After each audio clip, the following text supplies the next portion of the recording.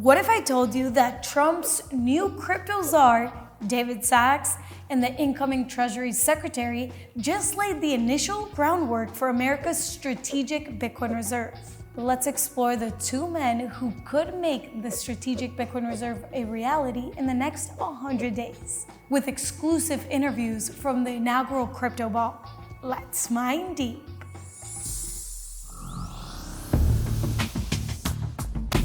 This is David Sachs, Trump's newly appointed Chief of Crypto Policy. You might know him as one of the former hosts of the All In podcast, or a key founder from the PayPal Mafia, a group including Elon Musk and Peter Thiel that founded the first successful digital payments network. But here's where it gets interesting. Shortly after his appointment, Donald Trump signed a new executive order directing agencies to explore pursuing a national digital asset stockpile.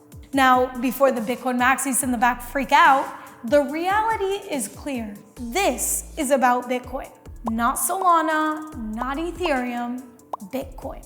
David Sachs clearly understands what makes Bitcoin special. The thing that all these critics don't seem to understand is the technology. And the thing they don't understand about the technology is that Bitcoin is the first digital asset to ever be created that you can't create infinite copies of, right? The genius of Bitcoin is that every transaction is written into this ledger, the blockchain is decentralized, and nobody over the last decade or so has figured out how to counterfeit Bitcoin. Alongside Sachs on the Digital Asset Working Group is Scott Bessent, Trump's newly appointed Treasury Secretary, the highest level advisor to the president when it comes to fiscal and economic policy. Bessent isn't just another political appointee. He's an accomplished hedge fund manager and an outspoken believer in Austrian economics and sound money. We do not have a tax collection problem, we have a spending problem. And this is really alarming in terms of this 6-7% deficit during peacetime, during a non-recessionary time. I thought we had put all this on the scrap heap of history, but it's back. And it's not working any better this time. And yes, he even has Bitcoin in his own portfolio. He has gone as far to say that he thinks everything is on the table with Bitcoin and praised its role as a response to the great financial crisis for young people. Bessent has been seen at major Bitcoin-related events, including the inaugural Crypto Ball, signaling that he understands Bitcoin's growing role in the global economy. So why should you care?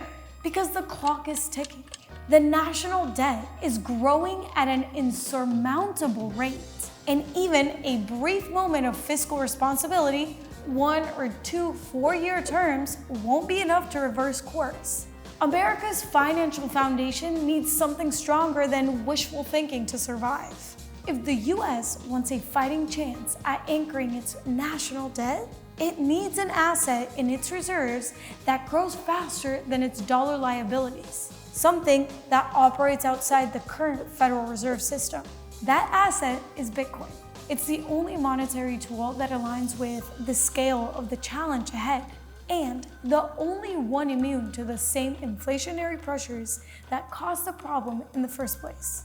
Building a strategic Bitcoin reserve will likely take a majority approval from Congress, as well as a rock-solid understanding from their constituents as to why they might be paying taxes for the government to buy hundreds of thousands of Bitcoin. In 2025, misinformation about Bitcoin still dominates the mainstream.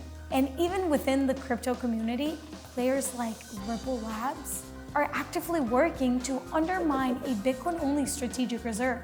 I can confirm, Ripple is actively spending millions of dollars trying to undermine a strategic Bitcoin reserve in the United States of America. A Bitcoin strategic reserve would be one of the most important economic announcements in American history. But if there's a bright side, it's that 2 of the president's closest advisors, David Sachs and Scott Bessent, seem to get it. Their moves aren't just setting the stage for short-term headlines. They're positioning America for a long-term economic shift away from America's looming fiscal spiral. So the question is, got Bitcoin? Because your city, state, and your country could be tapping the OTC desks for it very soon. Don't miss Jonathan Jachym Backstage. In DC celebrating a Bitcoin event, but at the same time, we're with politicians. How do you feel about that? Hey, look, we're really excited for the change in administration. We finally have the opportunity to get some regulatory clarity here in the United States. Kraken is one of the leading global exchanges. We operate in countries all over the world, and we've seen a lot of countries progress in regulatory clarity. And with this change in administration, we see that on the horizon here. We saw on Twitter, or formerly RX, that you guys met with Cynthia Lomas today. What can you tell us about that? Yeah, we actually have a Wyoming-based license, a special purpose depository institution that was a very innovative thing here in the US. And we're looking forward to growing and expanding that here in the US and globally. So Senator Lummis, now chair of the new Digital Asset Subcommittee in the Senate, is going to lead our efforts here for the industry and getting regulatory clarity. So we're really excited to meet with her. She's been a fantastic champion for the industry, and she has our full support. What's the most common misconception you encounter about crypto when engaging with Congress? Well, look, this is an innovative space, and there's a lot of different components to the crypto ecosystem. We are one of the largest centralized intermediaries in the ecosystem, and our main goal is to get regulatory clarity for centralized intermediaries while exempting DeFi and technology and letting that grow and innovate. And how is Kraken positioning itself to stay ahead of potential policy changes while continuing to serve its mission? But Kraken has invested heavily in the policy space, and our founder and our leadership understands the importance of engaging, educating, not just here in the US, but globally. So as regulatory clarity comes online throughout the world, we're looking at creating a very harmonized framework that will allow the technology to grow. So what do you see as the most critical policy battle for the crypto space in 2025? Without question, here in the US, we've been fighting a lot of battles. There's been a lot of regulation by enforcement, but getting regulatory clarity through legislation is our absolute priority.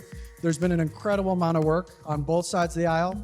We believe crypto is not a partisan issue, and that good crypto policy should involve both sides of the aisle in order to create a harmonized framework. So we've done a lot of work over the last couple of years, and there's an opportunity to get legislation done that will do a couple things. It will create a regulatory framework for centralized intermediaries. It will exempt DeFi and technology, and finally draw that line that will distinguish between secondary market transactions and jurisdiction between the SEC and CFTC here in the US. And if you could pass a single law in the US on behalf of Bitcoin and crypto, what would it be? Look, we think that the ability for these assets to grow are going to involve a number of components. We're very excited to hear about the Bitcoin Strategic Reserve. We're very excited to hear about all these initiatives that will allow this to flourish and grow. And getting that regulatory clarity that I talked about will not only support the growth of Bitcoin, but all of the other tokens that have the promise of really revolutionizing the financial services sector. Amazing. Thank you so much, Don.